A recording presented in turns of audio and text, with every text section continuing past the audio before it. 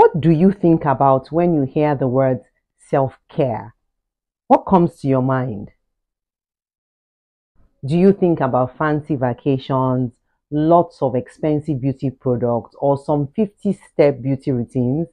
You know, the things that are complicated and quite unrealistic. But what if self-care is simply what the dictionary says it is? You know, the practice of taking action to preserve or improve one's own health. Sounds a bit boring, not as exciting as a 50-step routine, but maybe it's more realistic.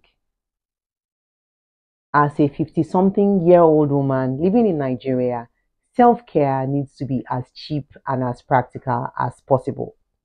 The cost of living is rising practically every day. There's no extra money to spend on fancy self-care hacks and all of that stuff that you would normally see on the internet.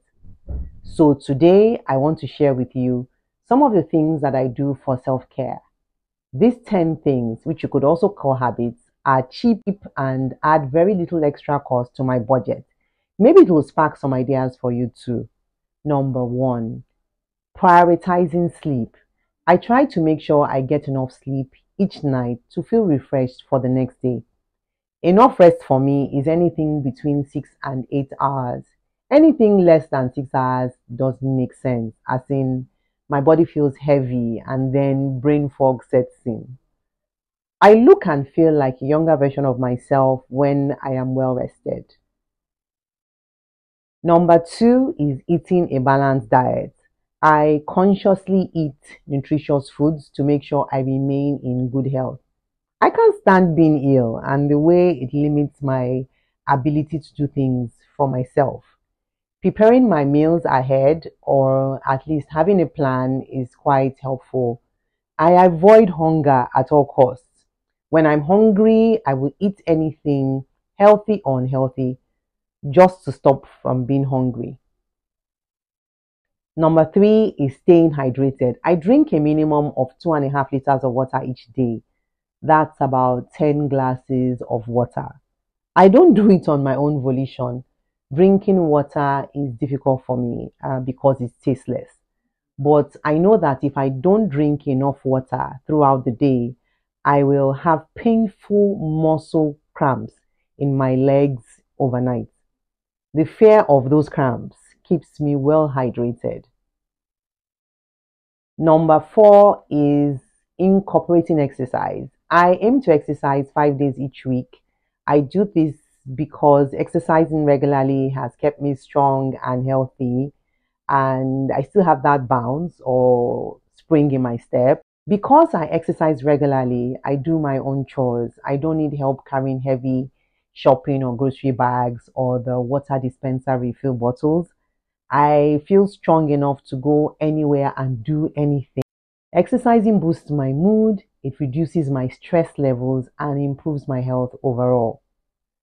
Number 5 is managing stress.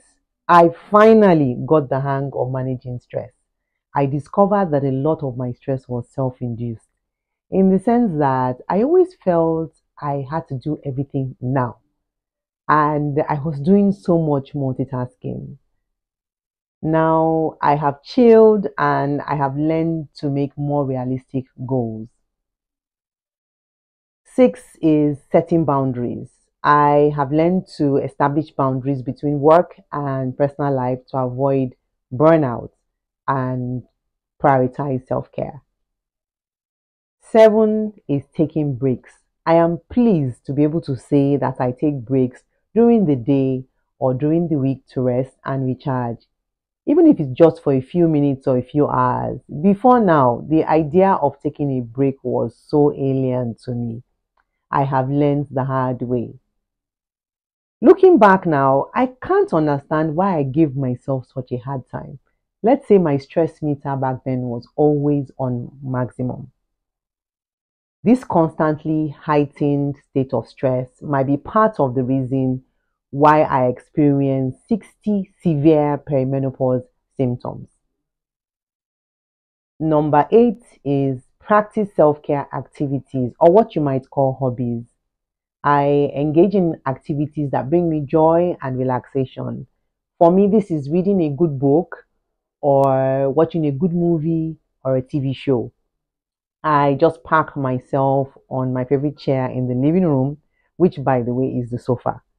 Netflix and chill while eating something nice. And I feel like, yes, this is the life. Nine is hair care. Yes, my hair is so short and it takes only 50 seconds to style my hair every morning. But it's important to me that my hair is well groomed at all times. I ensure that I get a haircut every 2 weeks without fail. Why every 2 weeks, you might ask, especially since my hair is so short? Towards the end of week two, my hair has grown and so it's not as neat as right after my haircut. Number 10 is nail care. I have my nails done every 3 weeks. I like my hands looking well groomed, and so my nails are always on point. I like short nails because they're practical and I choose conservative colors.